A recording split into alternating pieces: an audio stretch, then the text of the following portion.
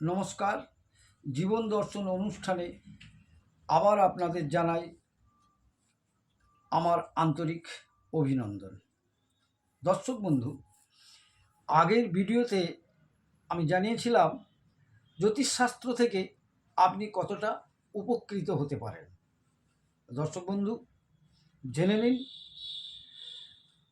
এই জায়গাগুলো কীভাবে আপনাদের সাহায্য করছে বা করতে পারে। আমাদের জ্যোতিষশাস্ত্র অনুযায়ী 12টা রাশি, 9টা গ্রহ, 27টা নক্ষত্র নিয়ে এই জ্যোতিষশাস্ত্রের সমগ্র কর্মকাণ্ড।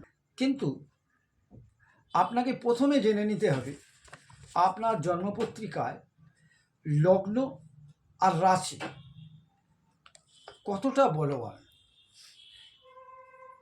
100% নিয়ে সমগ্র রাশিটা আপনাকে বিচার ধারাটা তৈরি করে দেয়।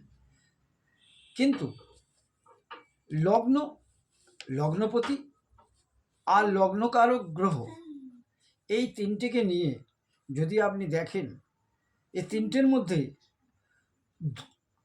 দুটো আপনার দুর্বল হয়ে গেছে, কোনোভাবে পীড়িত হয়ে গেছে, তাহলে আপনি 33% ফললাভ করতে পারবেন। সমগ্র জীবনে আপনি 33% ফল লাভ করতে পারবেন। এর বাইরে হাজার চেষ্টা করলেও, হাজার জ্যোতিষীর কাছে ছুটোছুটি করলেও আপনি এর চেয়ে বেশি ফল পাবেন না। ওই রকম রাশিগতভাবেও যত পার্সেন্ট আপনি প্রাপ্ত করতে পারবেন জন্মগত অবস্থান অনুযায়ী, ঠিক ততটাই আপনার মানসিক চিন্তাধারাটাও থাকবে। নচেত আপনি বারে বারে জ্যোতিষীর দরবারে গিয়েও আসল তথ্যগুলো না জানা থাকলে আপনি কিছুই ফললাভ পাবেন না।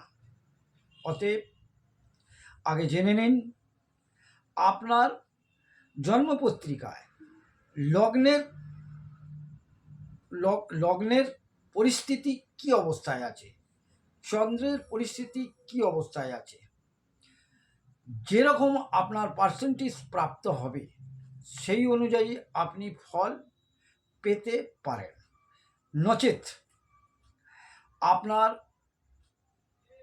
এই জায়গাগুলো যদি আরও পার্সেন্টেজ বাড়াতে চান, ধরুন 33% থেকে 60%-এ আপনি যেতে চাইছেন, তাহলে তথ্যগুলোকে আপনাকে জানতে হবে কিভাবে এই বল বৃদ্ধি করা যায়।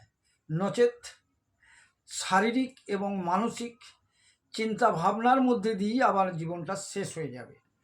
তাহলে দর্শক বন্ধু, জেনে নিন আমার পরবর্তী অনুষ্ঠানে কিভাবে এই জায়গাগুলোকে শক্তিশালী করে আপনি আগামী দিনে সমস্ত জায়গাগুলোকে প্রাপ্ত করার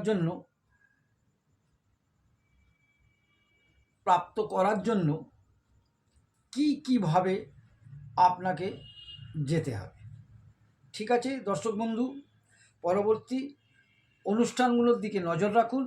অবশ্যই জানতে পারবেন কিভাবে লগ্ন আর রাশি কিভাবে বলবান করা যায়।